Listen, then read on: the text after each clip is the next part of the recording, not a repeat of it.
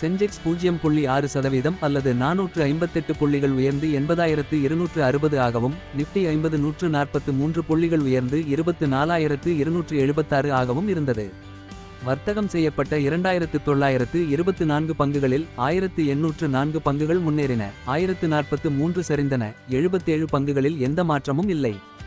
Top 5 gainers: ultra cement, Apollo hospital, Grasim, Shriram finance, JSW steel. Top 5 losers: HDFC life, NTPC, Cipla, SBI life, Hindustan Unilever. இன்று செய்திகளில் இருக்கும் பங்குகளை இப்போது பார்ப்போம்.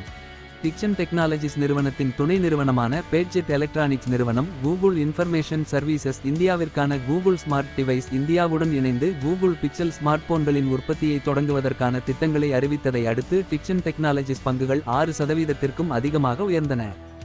இந்த தயாரிப்பு பிப்ரவரி மாதம் கம்பல் ஸ்மார்ட் டிவைஸ் இந்தியாவுடன் கையெழுத்திடப்பட்ட ஒப்பந்த உற்பத்தி ஒப்பந்தத்தின் ஒரு பகுதியாகும். இது பேட்ஜெட்டின் நொய்டா ஆலையில் நடைபெறும். பயோகன், J&J இன் ஸ்டெலாரா நிறுவனத்தின் பயோசிமிலரான பயோகான் பயோலாஜிக்ஸின் எசிண்டெக்கிற்கு USFDA ஒப்புதல் அளித்த பின்னர் பயோகான் பங்குகள் கிட்டத்தட்ட 3% உயர்ந்தன. குரோன் நோய், அல்சரேட்டிவ் பெருங்குடல் அழற்சி, பிழைத்தடிப்பு தோல் அழற்சி மற்றும் சொரியாடிக் கீல்வாதம் ஆகியவற்றின் சிகிச்சைக்காக மோனோக்ளோனல் ஆன்டிபாடி எசிண்டெக் அங்கீகரிக்கப்பட்டுள்ளது. Emami realty, Emami real estate பங்குகள் அதன் பிரீமியம் குடியிருப்பு திட்டமான இமாமி ஆமோட் புதிய அலிப்பூரில் தொடங்கப்பட்டதைத் தொடர்ந்து 111.7 ரூபாய்க்கு 5% ஆப்பர் சர்க்கிட்டில் கூட்டப்பட்டன. இத்திட்டத்தின் மூலம் சுமார் 850 கோடி ரூபாய் வருவாய் கிடைக்கும் என்று எதிர்பார்க்கப்படுகிறது. அதுல் ஆட்டோ, நவம்பர் மாதத்தில் வலுவான விற்பனை புள்ளிவிவரங்களை நிறுவனம் அறிவித்த பின்னர் அதுல் ஆட்டோ பங்குகள் 5% ஆப்பர் சர்க்கிட்டில் கூட்டப்பட்டன. அதுல் ஆட்டோவின் உள்நாட்டு விற்பனை அளவு நவம்பர் 2024இல் 2535 யூனிட்டுகளாக இருந்தது. இது நவம்பர் 2023இல் 2123 யூனிட்டுகளுடன் ஒப்பிடும்போது 19.4% அதிகரித்துள்ளது. அல்ட்ராடெக் சிமெண்ட் தலைமையில் சிமெண்ட் நிறுவனங்களின் பங்குகள் திரண்டன. இது நிதியாண்டின் இரண்டாம் பாதியில் இந்திய சிமெண்ட் நிறுவனங்களுக்கான மீட்பு குறித்து ஜெஃபெரிஸ் நம்பிக்கை தெரிவித்ததைத் தொடர்ந்து நிப்டி 50 ஆதாயங்கள் பட்டியலில் கிட்டத்தட்ட 4% உயர்ந்தது. Shree cement, India cements, JK Lakshmi cement, JK cement, Andhra cements மற்றும் ACC சிமெண்ட்ஸ் ஆகியவை 5% வரை உயர்ந்தன. சிப்லா, 4 பிளாக் ஒப்பந்தங்களில் நிறுவனத்தின் 1.4 கோடி பங்குகள் அல்லது 1.7% பங்குகள் கைமாறியதை அடுத்து சிப்லா பங்குகள் கிட்டத்தட்ட 1.4% சரிந்தன. சிப்லாவின் புரமோட்டர்கள் 1.4 கோடி பங்குகளை விற்க பரிசீலித்து வருவதாக CNBC TV முன்பு செய்தி வெளியிட்டது. ஒரு பங்கின் விலை 1442 ரூபாயாக நிர்ணயிக்கப்பட்டது. மொத்த பரிவர்த்தனை அளவு சுமார் 2000 கோடி ரூபாய் என மதிப்பிடப்பட்டுள்ளது. SML இசுசு, நவம்பர் மாதத்திற்கான மொத்த விற்பனையில் நிறுவனம் 16.7% வீழ்ச்சியை பதிவு செய்த பின்னர் பங்குகள் கிட்டத்தட்ட 3% சரிந்தன. கடந்த ஆண்டு இதே காலகட்டத்தில் 647 யூனிட்டுகளுடன் ஒப்பிடும்போது 539 யூனிட்டுகள் விற்கப்பட்டன.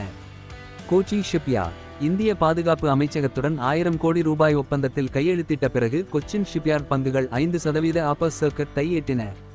Hyundai motor, Hyundai motor India நிறுவனம் நவம்பர் மாத விற்பனையில் கடுமையான சரிவை பதிவு செய்த பின்னர் பங்குகள் 1%த்திற்கும் அதிகமாக சரிந்தன. இதுவரை இல்லாத அளவுக்கு மிக உயர்ந்த மாதாந்திர கிராமப்புற பங்களிப்பை அடைந்த போதிலும் இந்த வீழ்ச்சி ஏற்பட்டுள்ளது. இந்த மாதத்தில் ஹூண்டாய் மோட்டார் மொத்த மாதாந்திர விற்பனையை 61,250 யூனிட்டுகளாக பதிவு செய்தது. இது கடந்த ஆண்டு இதே மாதத்தில் 65,000 யூனிட்டுகளுக்கு மேல் விட்டதை விட 7% குறைந்துள்ளது. ஸ்விக்கி, ஸ்விக்கியின் பங்குகள் திங்களன்று 5 விழுக்காடுக்கும் அதிகமாக உயர்ந்தன. நிறுவனம் தனது 10 நிமிட உணவு விநியோக சேவையான போர்ட்டை இந்தியா முழுவதும் 400க்கும் மேற்பட்ட நகரங்களுக்கும் விரிவுபடுத்துவதாக அறிவித்தது. ஆரம்பத்தில் பெங்களூர், சென்னை, ஹைதராபாத், புதுதில்லி, மும்பை மற்றும் புனே ஆகிய இடங்களில் தொடங்கப்பட்ட போல்ட் இப்போது ஜெய்ப்பூர், லக்னோ, அகமதாபாத், இந்தூர், கோயம்புத்தூர் மற்றும் கொச்சி போன்ற நகரங்களிலும் செயல்படுகிறது. ரிலையன்ஸ் என்டர்பிரைசஸ், ராகேஷ் அஸ்தானாவின் வாரிய நியமனத்தை ரிசர்வ் வங்கி நிராகரித்ததை வெளியிடுவதில் தாமதம் ஏற்பட்டதற்காக BSE மற்றும் NSE ரிலிகேர் நிறுவனங்களுக்கு எச்சரிக்கை கடிதங்களை வெளியிட்டுள்ளன. செபி விதிமுறைகளுக்கு இணங்காததற்காக ரிலையன்ஸ் என்டர்பிரைசஸ் பரிமாற்றங்கள் விமர்சித்தன.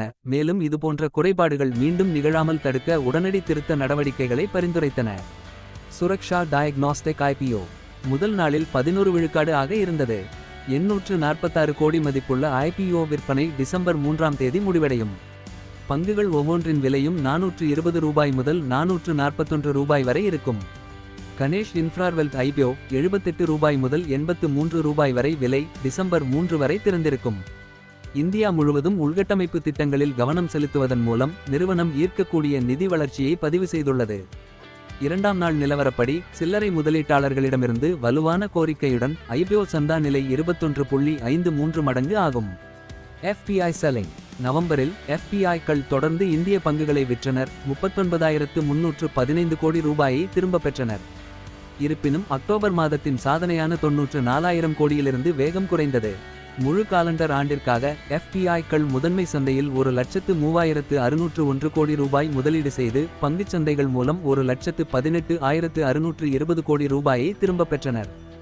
ஓலர் எலக்ட்ரிக் நிறுவனர் மற்றும் பிரமோட்டர் பவிஷ் அகர்வால் நிறுவனத்தின் பங்குகளில் 1.10% அடமானம் வைக்க திட்டமிட்டுள்ளார் என்ற அறிவிப்பை தொடர்ந்து டிசம்பர் 2ஆம் தேதி ஓலா எலக்ட்ரிக் பங்குகள் உயர்ந்தன.